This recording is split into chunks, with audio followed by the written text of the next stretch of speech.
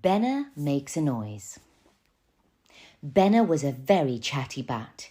She lived in a very chatty tree in a very chatty wood, and every day when she woke up, she would hear her mum and dad and all her brothers and sisters already chatting about the tastiest bugs they were going to eat that morning. It was very noisy. By the time they left for school, some of Benna's family had already done enough chatting for the day. They preferred to zoom around or twirl round and round on the branches. But Benna wasn't the fastest at zooming, and she sometimes got stuck when she tried to twirl around a branch, so she flew next to her dad instead and chatted to him about bat school. Most of the time, Benna liked bat school. She liked practicing her squeaks and learning about the biggest and best beetles to eat. But there was one thing that Benna didn't like about bat school, and recently, that thing had been getting worse. There was one bat, Bestie, who was the most popular bat in the whole colony.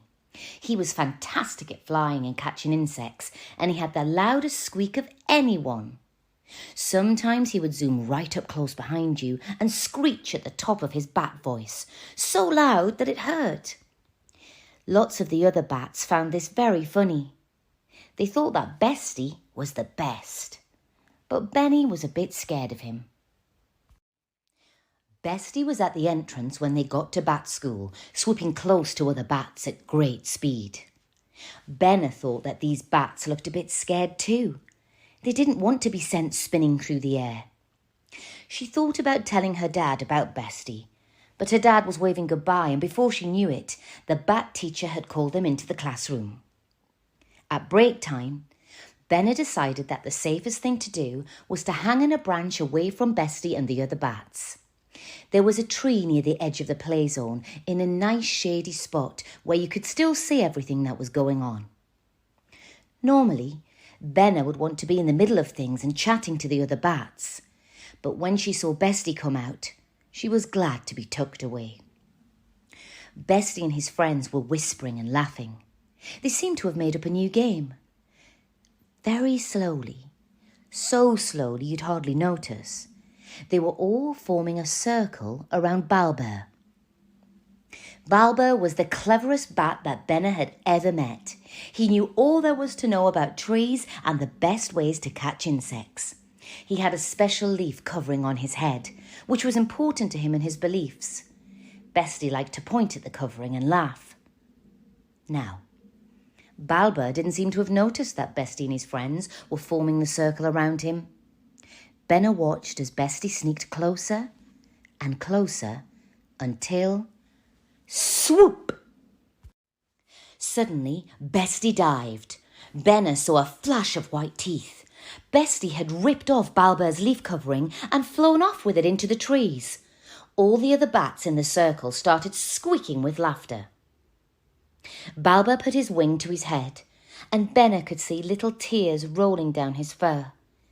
She really wanted to fly over to him, but Bestie and his friends were still laughing in the trees, and she felt too frightened, so she pretended to be eating one of her grubs as Balber flew away.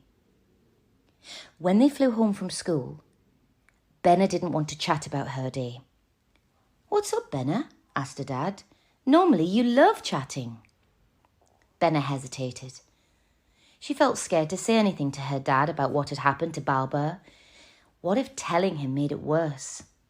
But her dad was looking at her with his lovely, kind bat eyes, and so she told him what she had seen. She squeaked a little bit when she was saying it because she felt so frightened. Benna's dad looked very shocked about what Bestie and his friends had done. He told Benna that what she'd seen was bullying, and what's more, it had targeted Balber's leaf covering. He said that this was very, very wrong. "The bat teacher needs to know about this," he said.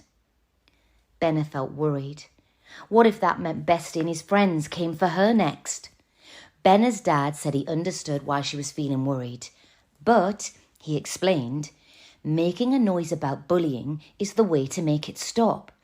It's when bats don't make a noise that the bullying can go on and on. And sometimes, he said, it's easier to make a noise when we're together. We can feel much stronger and safer, and the noise can be much, much louder. Suddenly, Benna had an idea. There were lots of bats in the class who didn't like Bestie's mean games. Maybe they could make a noise about it together. That's an excellent idea, said her dad. The next day, Benna and Balber hatched a plan. They whispered it together before school while they were hanging out in their favourite tree. I know how we can make this work, said Balber, and they giggled when he told her. At break time, Bestie and his friends were up to the same old tricks. They'd seen another bat by themselves, and they were preparing to sneak up and screech. Bestie smoothed his shiny fur, opened his mouth, and squeak!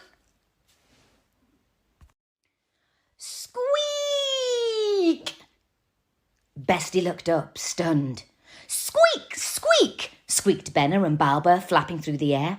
The other bats in the colony heard the noise. They started flapping and squeaking too. Squeak! Squeak! Squeak! And they all began to fly together, all the way to the bat teacher at the other end of the play zone. Benna explained what had happened, and the bat teacher asked to see Bestie straight away. What's happened, Bestie? She asked. Bestie shrugged his wings. Just banter, he said. The bat teacher explained that banter is very different from bullying. Banter is when everyone is in on the joke and is enjoying it. But Bestie and his friends kept picking on other bats, even when they weren't enjoying it, and that meant it was bullying. Bestie looked angry, and Benna felt scared. But the bat teacher told everyone that they'd done a really good job in making a noise about bullying. It meant that the bullying behaviour could stop. And if this happens again, she said, you come straight to me. Bestie looked down and then said sadly, But I like screeching. It's really fun. Benna could understand this. After all, she liked chatting. She found that fun too. The bat teacher thought for a moment. Making noise and screeching are really fun.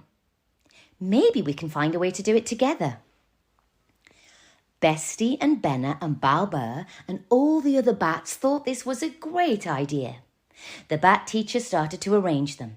She put them in the right places so that their screeches and squeaks would sound as good as possible. And together they raised their voices to make a noise that was very beautiful and very, very loud.